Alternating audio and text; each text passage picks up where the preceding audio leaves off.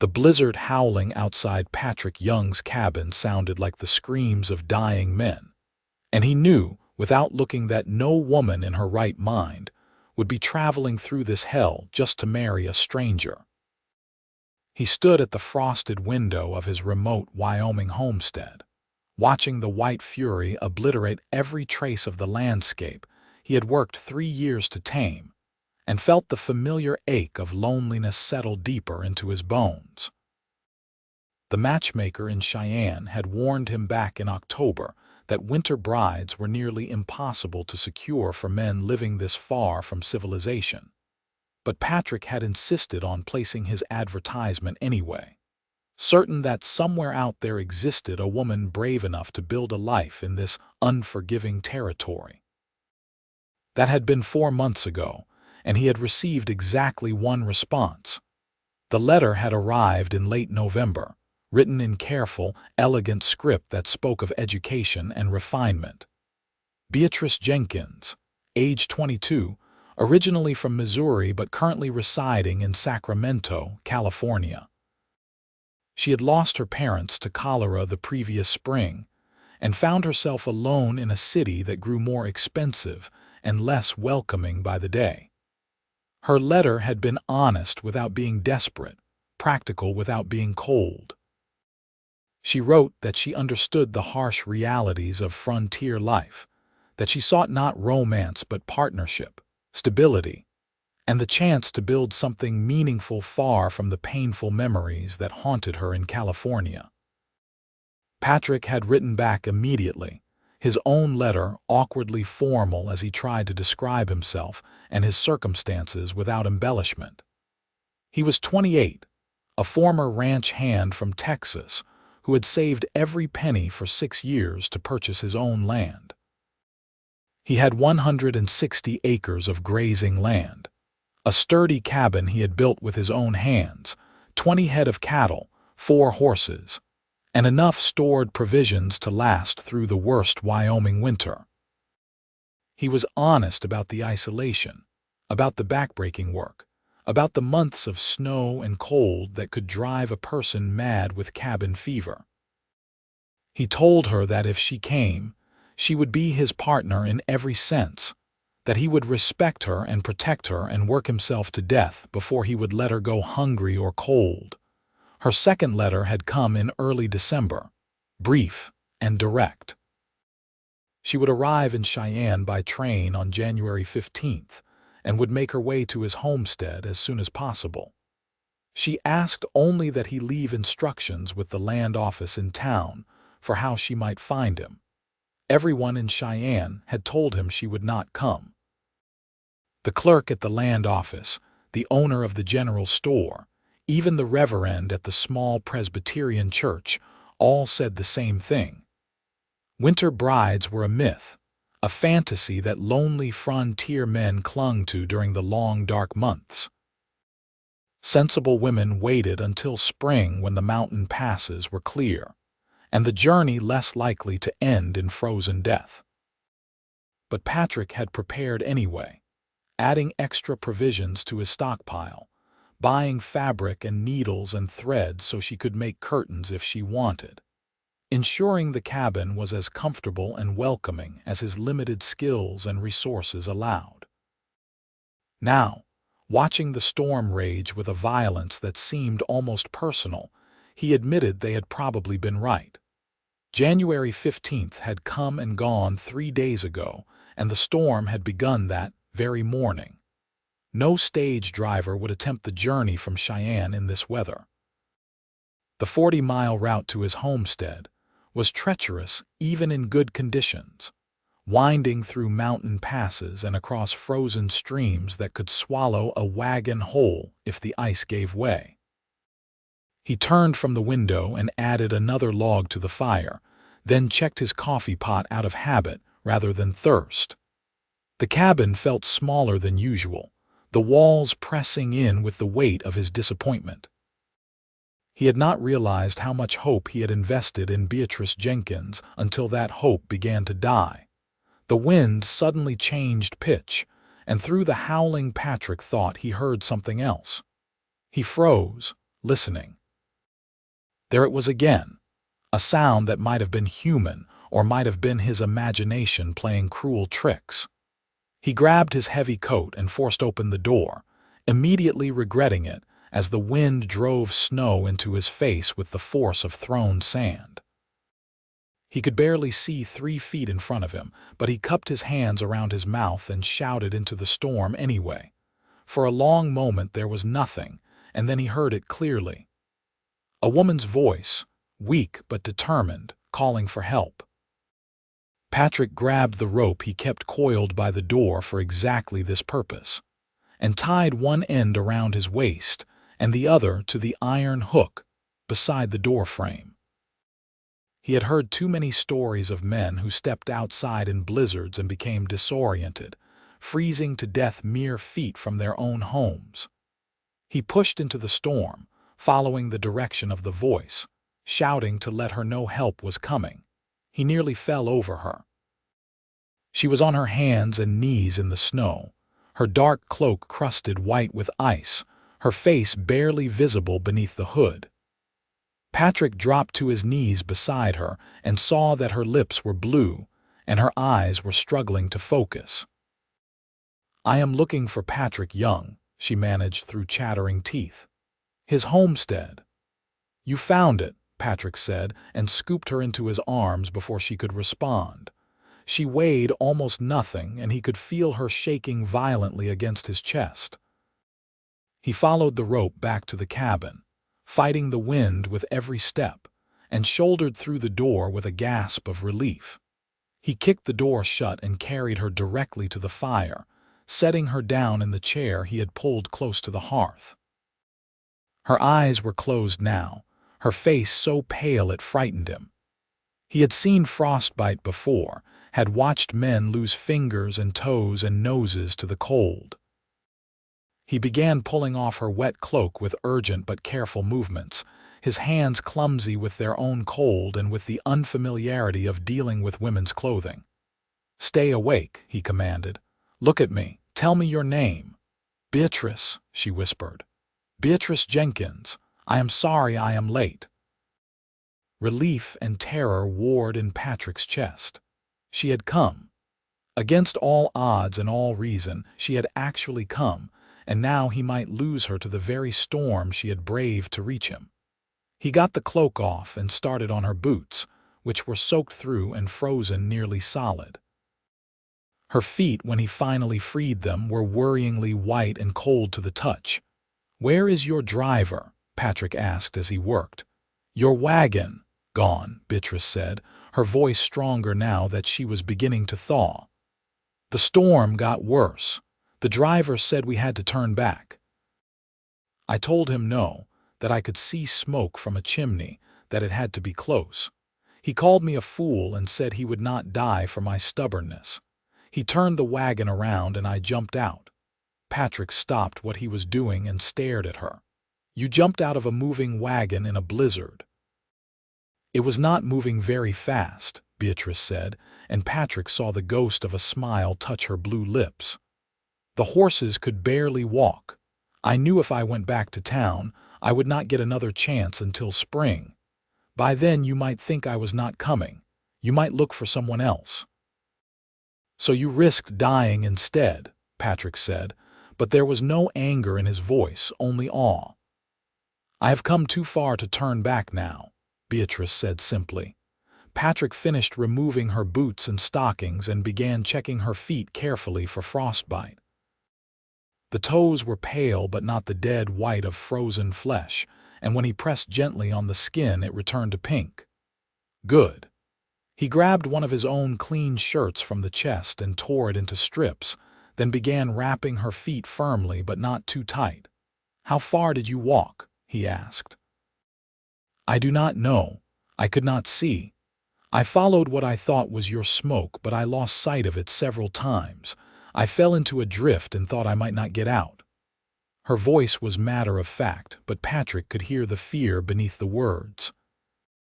He finished bandaging her feet and moved to her hands, which were in better condition but still dangerously cold. As he worked, he became aware that her dress was also soaked through, and that keeping her in wet clothes would only prolong the danger. "I need to get you into dry clothes," Patrick said, trying to keep his voice professional. "I have shirts and trousers that will fit you well enough until your things dry out." Beatrice nodded, seeming too exhausted to be embarrassed. Patrick pulled his warmest flannel shirt and a pair of wool trousers from his trunk, then hung a blanket from the rafters to give her privacy. He turned his back and busied himself with making coffee while she changed, listening to the rustle of fabric and her labored breathing. "I am decent," she finally said, and Patrick turned to find her sitting on his bed, swimming in his clothes, her wet hair hanging in dark ropes around her shoulders. Even half frozen and wearing his oversized garments, she was lovely in a way that made his throat tight. Her face was oval with high cheekbones and a determined chin. Her eyes were a warm brown, intelligent and direct. This woman had jumped out of a wagon in a blizzard to reach him. The reality of it was almost too much to comprehend. "Coffee," he said awkwardly, handing her a steaming cup. "It will help warm you from the inside." Beatrice wrapped both hands around the cup and sipped carefully. Color was beginning to return to her face, though she was still shaking. Patrick spread her wet clothes near the fire to dry and then stood there feeling useless, unsure what to do next. "You have a very nice home," Beatrice said, breaking the awkward silence. Her eyes moved around the single-room cabin, taking in the solid construction, the well-chinked walls, the hand-built furniture. "You built this yourself?" "Every board," Patrick confirmed. "It is not much, but it keeps out the wind and snow." "It is more than many have," Beatrice said. "In Sacramento, I was living in a boarding house with 6 other women. We shared 2 rooms. This is a palace by comparison." Patrick allowed himself a small smile. "The land office has the papers ready for us. We can make it legal as soon as the storm breaks and we can get to town. Unless you have changed your mind after seeing what you were getting yourself into." Beatrice set down her coffee cup and met his eyes steadily. "I have not changed my mind." "Have you?" "No," Patrick said immediately. "I just want to make sure you understand what life here means. The nearest neighbor is 8 miles away. Town is 40 miles. In winter we might go weeks without seeing another soul. The work is constant and hard. I will need your help with everything from tending cattle to mending fences. It is not the life you would have had in California." "The life I would have had in California was working as a laundress or seamstress for pennies, living in a room with strangers, with no hope of anything better," Beatrice said quietly. "My parents ran a school before they died. I was educated to teach, to run a household, to manage accounts. But without family or connections, those skills meant nothing. I could not even get a position as a governess without references. This is a better life, Patrick. Hard or not, it is mine. Ours." The way she said his name sent warmth through Patrick's chest. He realized he had been standing there staring and quickly turned to check on the stew he had simmering over the fire. "You should eat something. Build your strength back up." He ladled stew into 2 bowls and they ate in a surprisingly comfortable silence, the storm still raging outside but feeling distant now, almost irrelevant. When they finished, Patrick took the bowls and washed them in the basin while Beatrice watched the fire with heavy eyes. "You should sleep," Patrick said. "Take the bed. I will make a pallet on the floor." "That hardly seems fair," Beatrice protested. "This is your home." "And you are my guest until we make it to town and get properly married," Patrick said firmly. "Then we can figure out sleeping arrangements. But tonight, you take the bed." Beatrice looked like she might argue, but exhaustion won out. She crawled under the heavy quilts with a sigh of relief, and within minutes her breathing had deepened into sleep. Patrick made himself a bedroll near the fire and lay down, but sleep eluded him. He kept looking over at the bed, hardly able to believe that Beatrice Jenkins was actually here, that she had risked her life to honor a promise made to a stranger. The storm continued for 3 more days. Patrick and Beatrice fell into an easy routine born of necessity and close quarters. They cooked together, Patrick teaching her the peculiarities of his cast iron stove. They fed the fire together, Patrick showing her where he kept his carefully stacked wood supply in the lean-to attached to the cabin. They talked, long, rambling conversations that covered everything from their childhoods to their hopes for the future.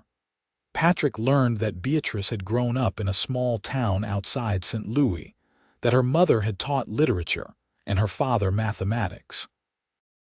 She had been their only child to survive past infancy, precious and protected, but also educated far beyond what was common for girls. She could recite poetry in 3 languages and calculate complex sums in her head. She had read more books than Patrick had known existed. Beatrice learned that Patrick had left home at 16 after his father drank himself to death, and his mother remarried a man who made it clear there was no room for another man's sons. He had worked ranches across Texas and New Mexico territory, learning cattle and horses and the hard lessons of frontier survival. He had killed his first man at 19, a ranch hand who had tried to rustle cattle and had drawn first when confronted. Patrick told her this, watching carefully for her reaction, but Beatrice only nodded and said that a man had to protect what was his. On the 4th morning, Patrick woke to silence. The wind had stopped. He rose and opened the door to find the world transformed into a landscape of white drifts and brilliant blue sky. The sun on the snow was so bright it hurt to look at directly. "It is beautiful," Beatrice said from behind him, and Patrick turned to find her standing close, wrapped in one of his heavy coats, her face radiant in the reflected light. "It is deadly," Patrick corrected gently. "But yes, beautiful too." He spent the morning digging out paths to his barn and his woodpile, checking on his animals and ensuring the storm had not done more damage than he could see. The cattle had huddled together in the lee of a rock outcropping and seemed none the worse for wear. The horses nickered at him from the barn, eager for fresh hay and attention. When he returned to the cabin for the midday meal, he found Beatrice had been busy. She had reorganized his kitchen supplies with an efficiency that spoke of experience, rearranged his furniture to better catch the light and heat, and had somehow found and mended 3 shirts he had given up as beyond saving. "You did not have to do all this," Patrick said, looking around at the improvements with wonder. "I need to start earning my keep," Beatrice said practically. "Besides, I cannot sit idle. I go mad with nothing to do." "Then you should fit right in here," Patrick said. "Idle is not something we have much of." That afternoon, Patrick rode out to check the route to town. The drifts were deep in places, but passable for a man on horseback who knew the land. It would take most of a day to reach Cheyenne and another day to return. He came back to the cabin as the sun was setting and found Beatrice had made bread, the smell of it filling the small space with warmth and comfort. "I can go to town tomorrow," Patrick said. "Let the Reverend know we are ready. He can perform the ceremony as soon as I get back." Beatrice turned from the stove, a strand of dark hair escaping from the knot she had tied it in. "Or we could both go. I would like to see the town, meet the Reverend before I marry him." "The ride is hard and it will be cold," Patrick warned. "I jumped out of a wagon in a blizzard," Beatrice reminded him with a smile. "I think I can manage a ride to town." Patrick could not argue with that logic. "We leave at first light then." They reached Cheyenne by late afternoon the next day, the horses breathing hard from the difficult journey. The town was small, barely more than a collection of wooden buildings clustered around the train depot, but after days in the cabin, it seemed like a metropolis to Patrick. He wondered what Beatrice thought of it after living in Sacramento. "It is perfect," she said, as if reading his thoughts. "Everything I need and nothing I do not." They went first to the land office, where the clerk looked up in surprise at their entrance. "Patrick Young, we figured the storm got you for sure when you did not come back for supplies. Nearly got my bride instead," Patrick said. "This is Beatrice Jenkins. She came all the way from California to marry me." The clerk's eyebrows rose nearly to his hairline. "She came in that storm, on purpose." "On purpose," Beatrice confirmed, her voice warm with amusement. "Well, I will be," the clerk said, shaking his head in wonder. "Boys, you owe me money. I said she would come and you all said no woman was that crazy." "I prefer determined to crazy," Beatrice said dryly, and the clerk laughed. "No offense meant, madam. It is just that we have been taking bets on whether Patrick here would actually get himself a bride. Most folks thought you were a fairy tale." They completed the necessary paperwork at the land office, establishing Beatrice's legal residency in Wyoming territory. Then they walked to the small church at the end of the main street, where Reverend Thomas greeted them with genuine warmth. "I heard a rumor you had arrived, Miss Jenkins," he said, taking Beatrice's hand in both of his. "The whole town has been talking of nothing else. A woman brave enough to travel through that storm to honor her word. You have impressed some very hard to impress people." "I simply did what I said I would do," Beatrice said, but Patrick could see she was pleased by the praise. "When would you like to perform the ceremony?" Patrick asked. "How about tomorrow morning?" the Reverend suggested.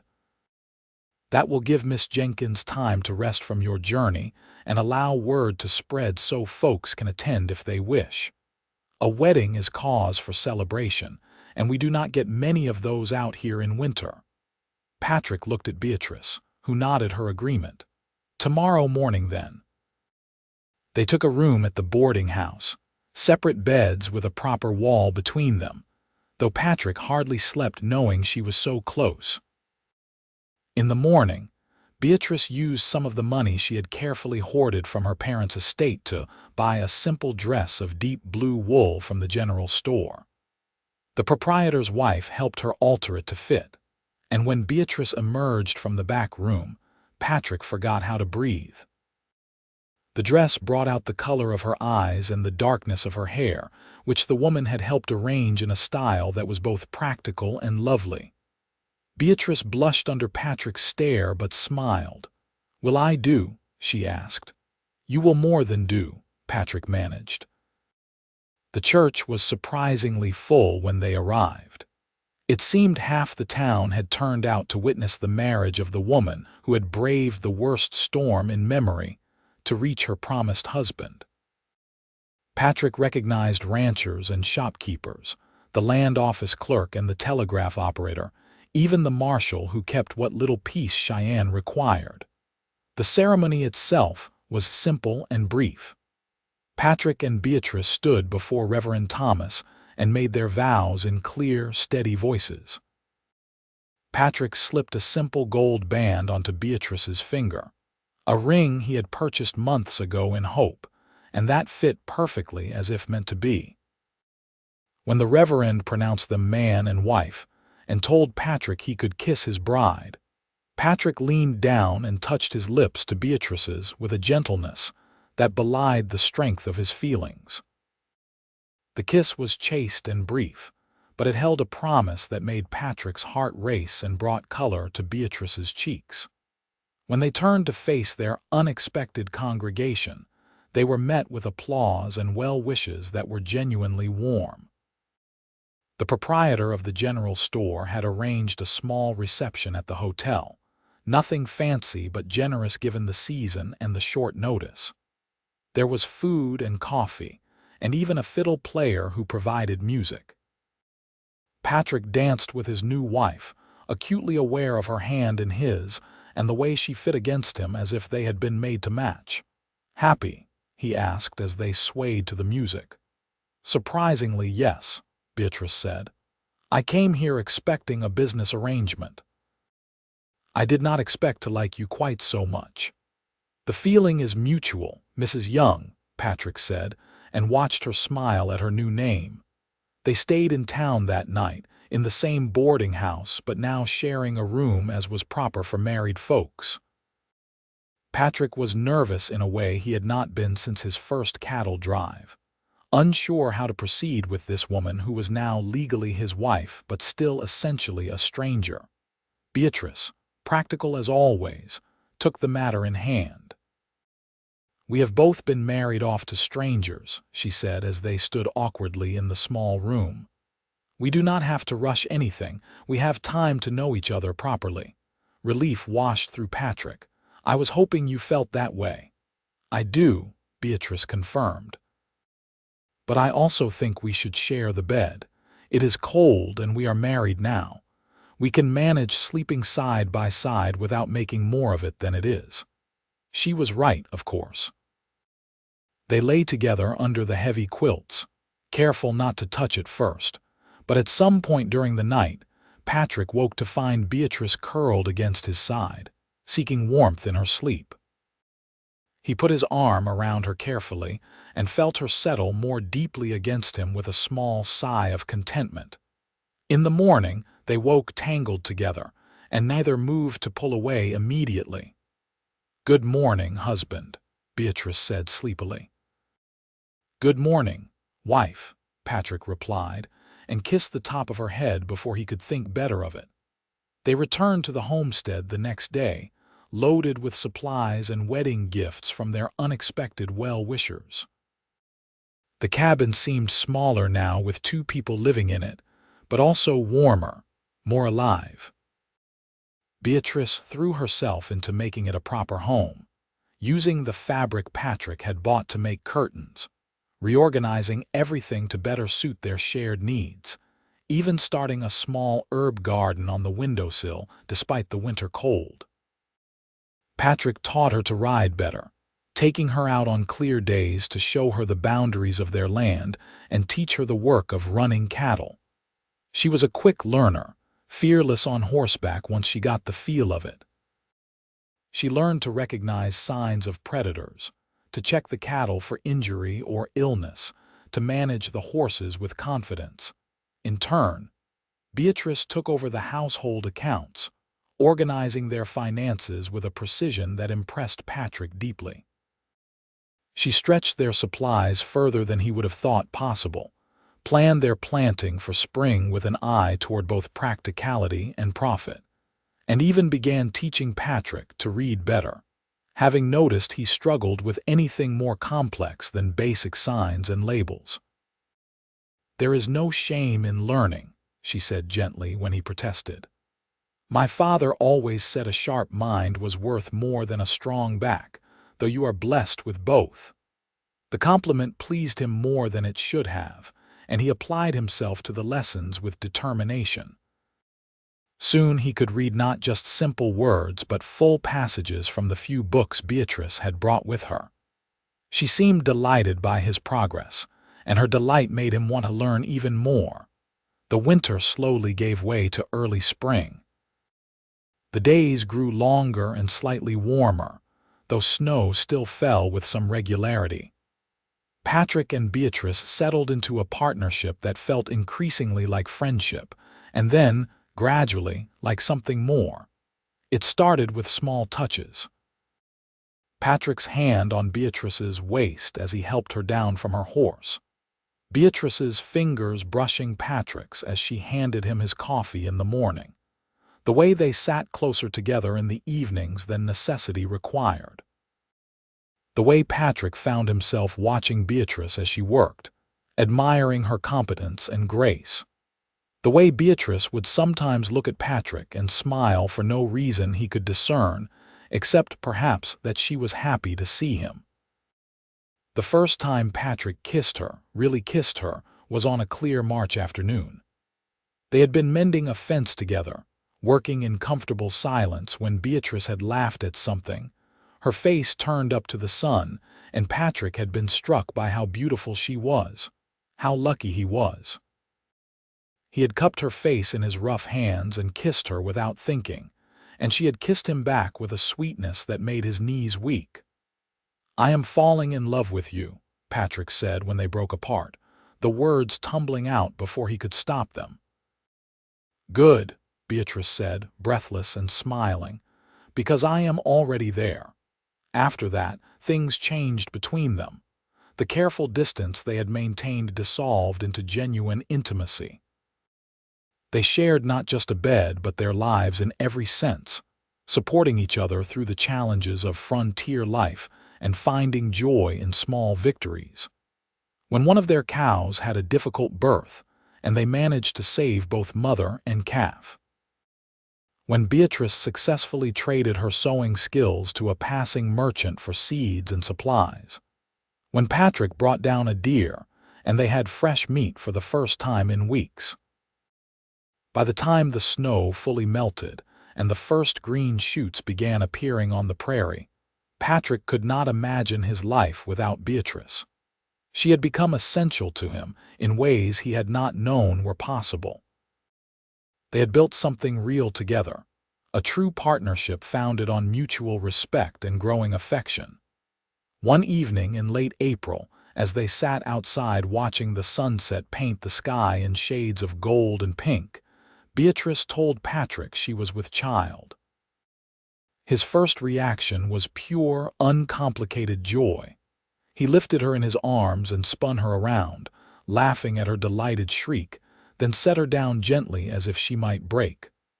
"Are you happy?" Beatrice asked, her hands resting on her still flat belly. "Happier than I have ever been," Patrick said honestly. "Terrified but happy." "I am terrified too," Beatrice admitted, "but also excited. We are building something here, Patrick, a real family, a real life." "We are," Patrick agreed, and pulled her close, marveling at how far they had come from two strangers brought together by desperate circumstance.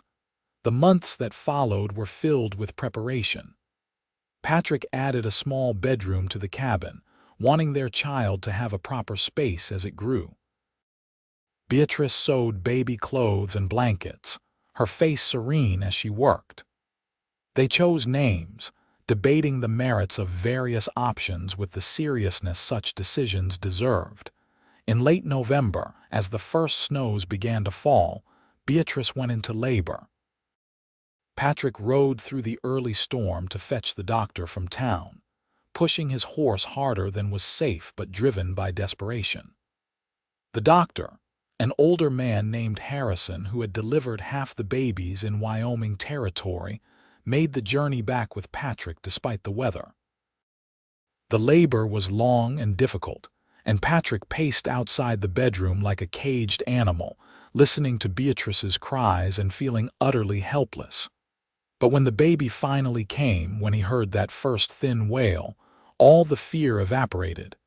"You have a son, doctor," Harrison said, emerging with a tired smile. "A healthy boy, and your wife is doing well, though she is exhausted."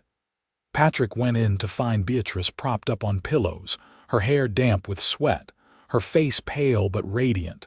In her arms was a tiny bundle that she held with fierce protectiveness. Patrick sat carefully on the edge of the bed and looked down at his son, this small, perfect person who had not existed before, and felt his heart expand in ways he had not known were possible. "Samuel," Beatrice said softly, "for my father, if that is all right with you." "Samuel Young," Patrick said, testing the name. "It is perfect." He reached out and let Samuel grip his finger with surprising strength, and in that moment Patrick understood what it meant to be completely, utterly vulnerable. This child, this woman, they were his whole world now. He would do anything to protect them, to provide for them, to ensure they had the life they deserved. The winter that year was harsh but not as brutal as the one before. The cabin was warmer with the new room, and having a baby to care for seemed to make the long, dark days pass more quickly.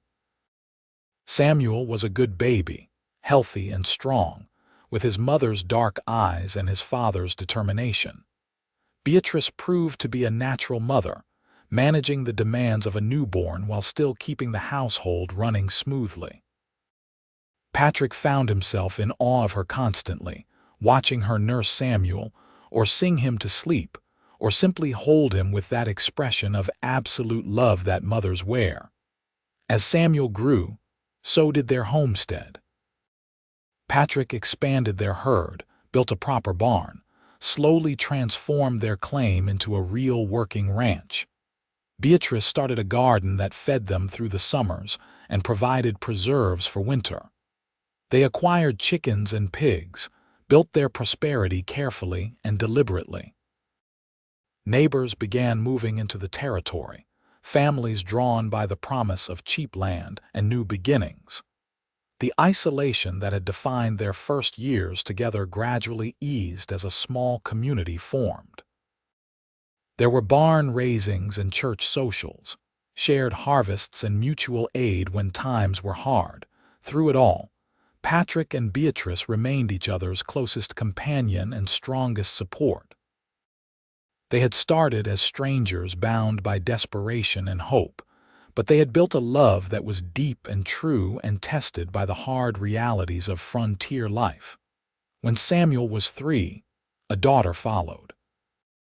Emma, named for Patrick's mother, was born during a summer thunderstorm, her entrance into the world as dramatic as her mother's arrival had been.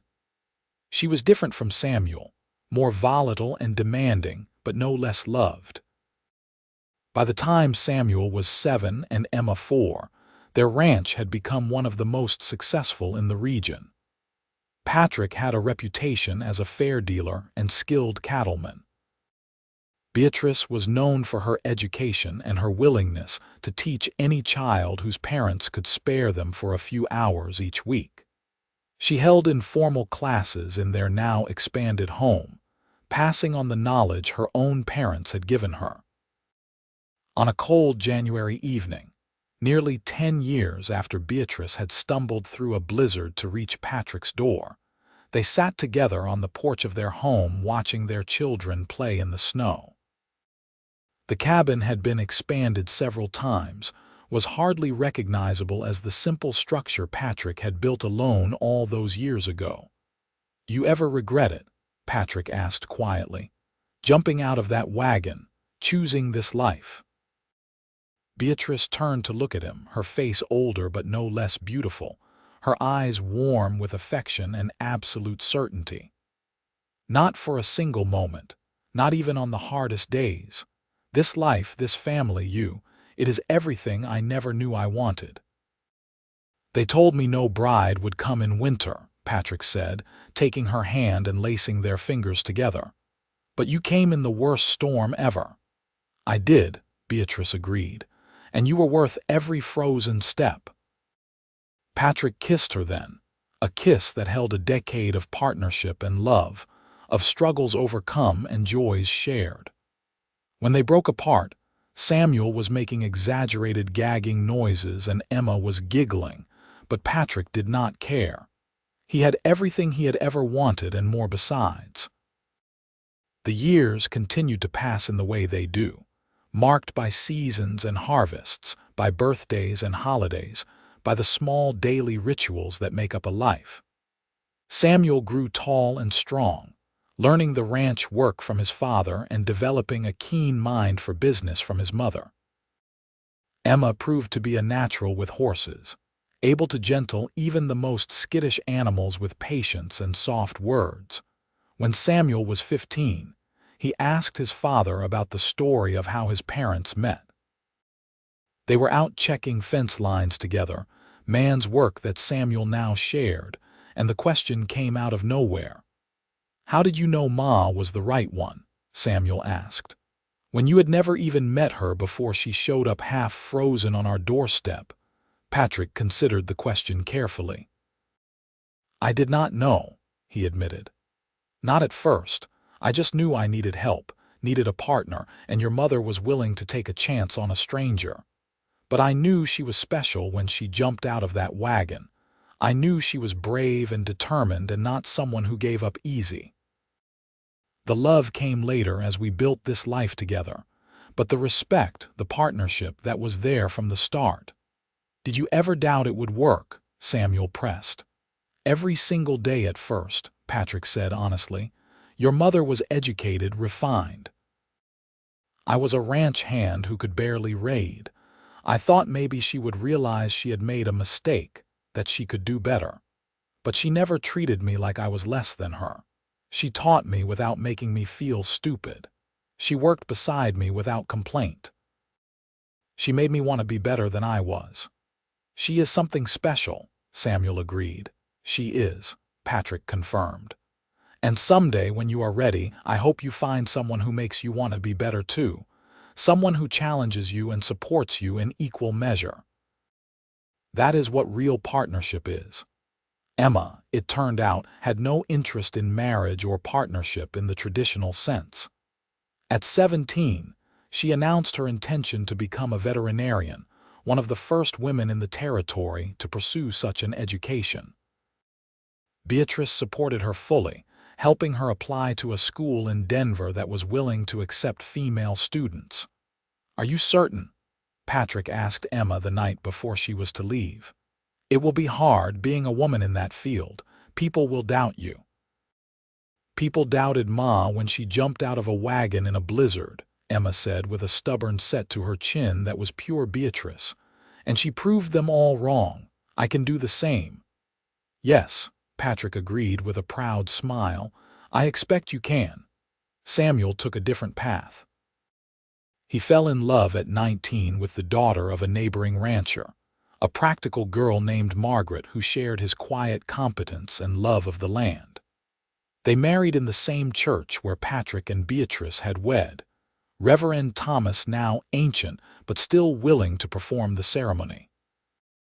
At the wedding, Patrick stood beside Beatrice and watched their son make his vows, remembering the day they had stood in the same spot and promised to build a life together. It had seemed like such an enormous risk at the time, binding himself to a stranger. But it had been the best decision he had ever made. Our boy is grown, Beatrice said softly, her eyes bright with unshed tears. Thanks to you, Patrick said. You gave him education and values and a foundation I never could have provided alone. We did it together, Beatrice corrected.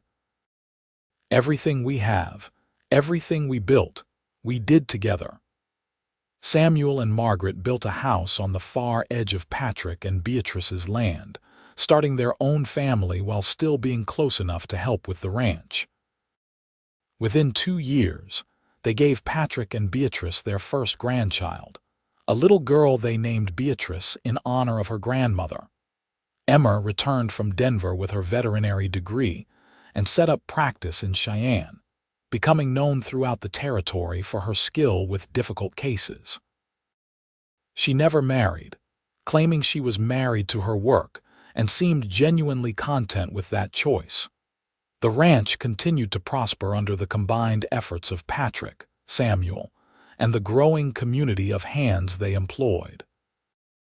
Beatrice reduced her teaching hours as she aged, but never stopped entirely, convinced that education was the key to progress and success. On a warm June evening when Patrick was 56 and Beatrice 50, they sat together on the porch as had become their habit, watching the sunset paint the sky in shades of amber and rose. The land around them was rich and well-tended, dotted with healthy cattle and marked with sturdy fences.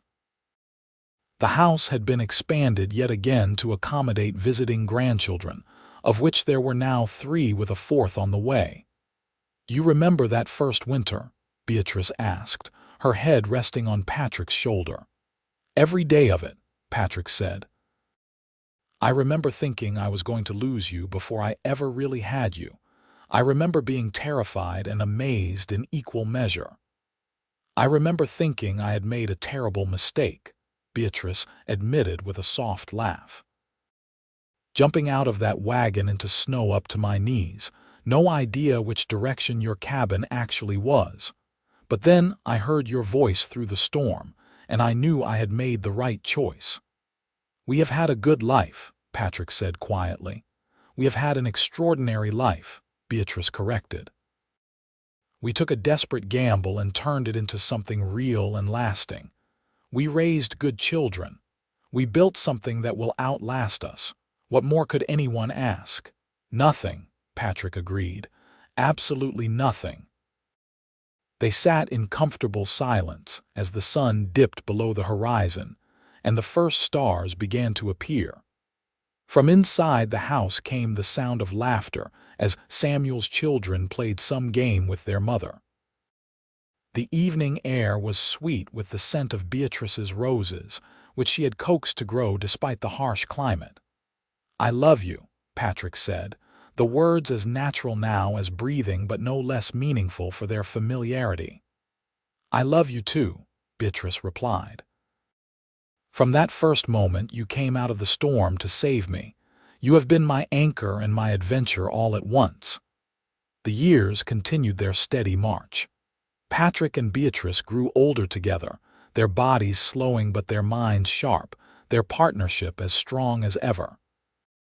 They celebrated anniversaries and birthdays, welcomed new grandchildren, mourned the passing of old friends. When Patrick was 63, he took a fall from his horse and broke his hip. The injury laid him up for months and left him with a permanent limp.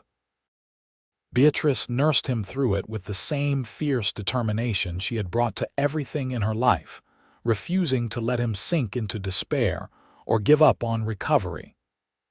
"You saved me once," she reminded him as she helped him with his exercises, ignoring his grumbles and protests. "Now I am saving you. That is what we do." When Beatrice was 65, she developed a cough that would not clear and had to finally slow down. Emma came home from Cheyenne and diagnosed weak lungs, likely from years of harsh winter air and smoke from cooking fires.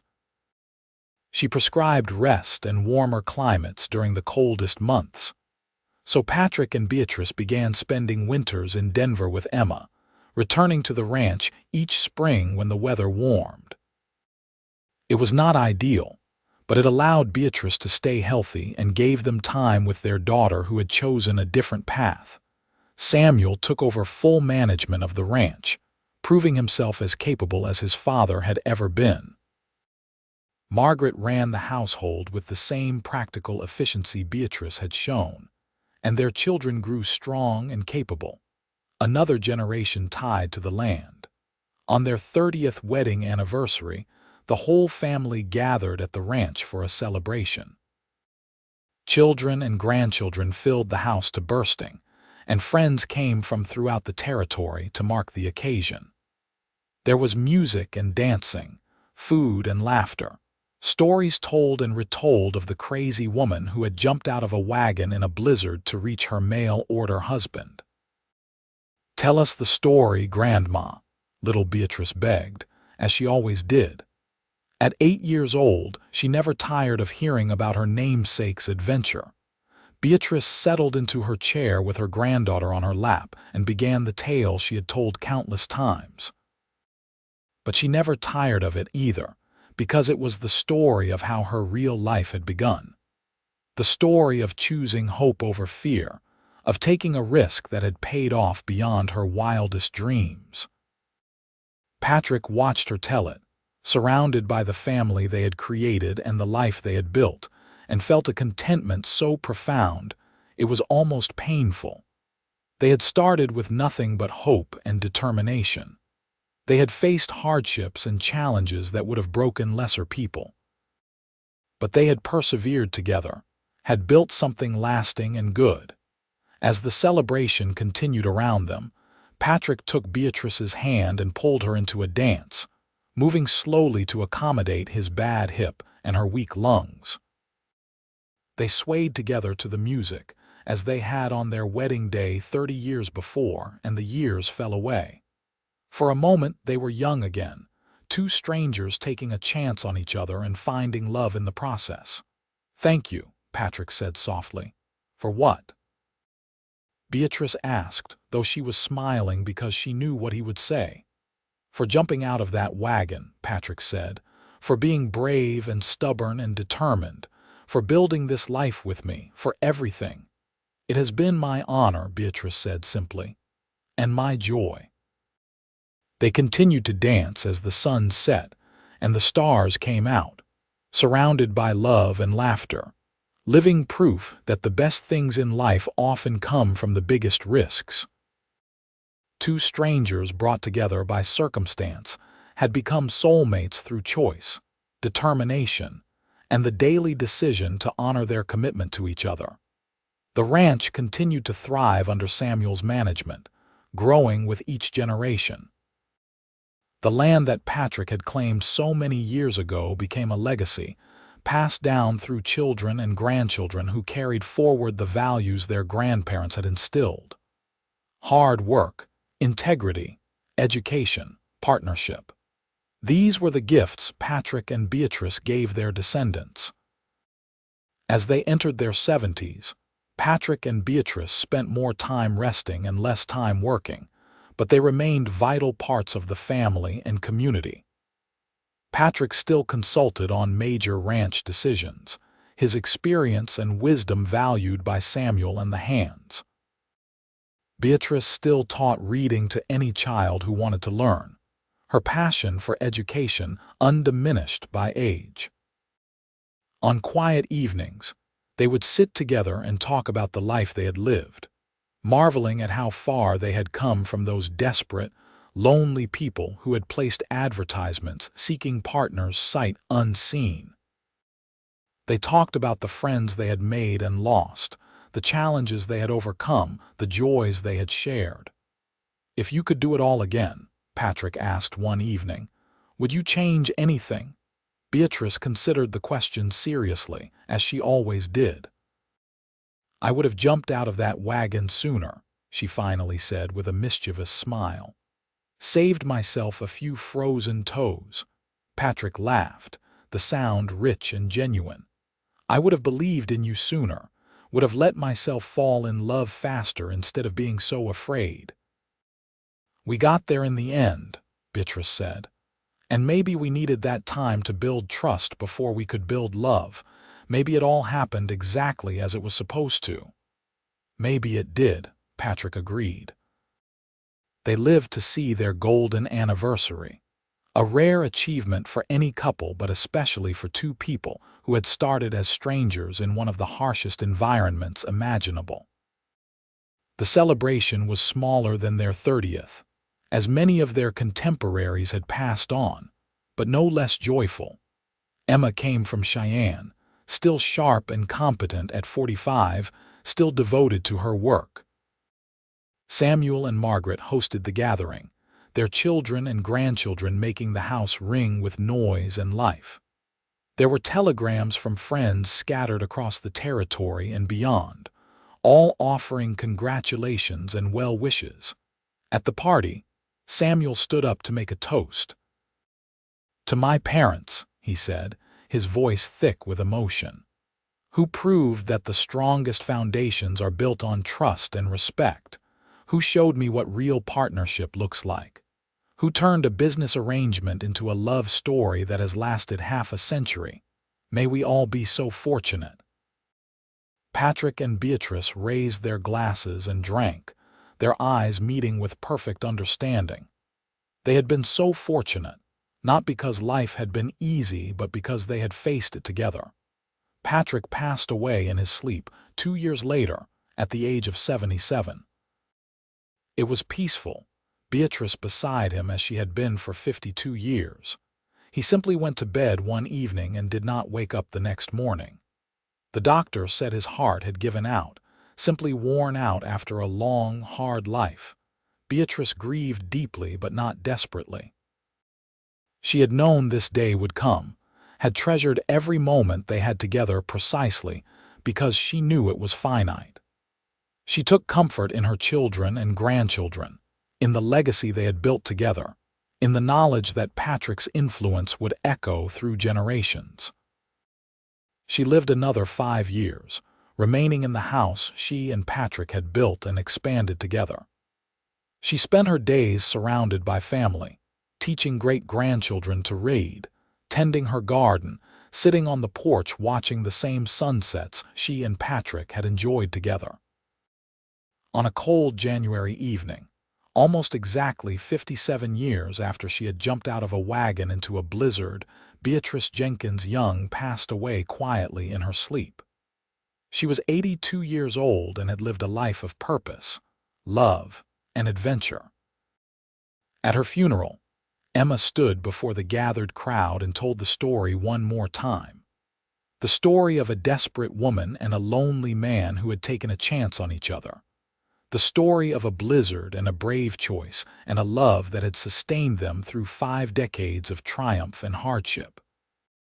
My mother used to say that jumping out of that wagon was the craziest and best thing she ever did, Emma said, her voice steady despite her tears.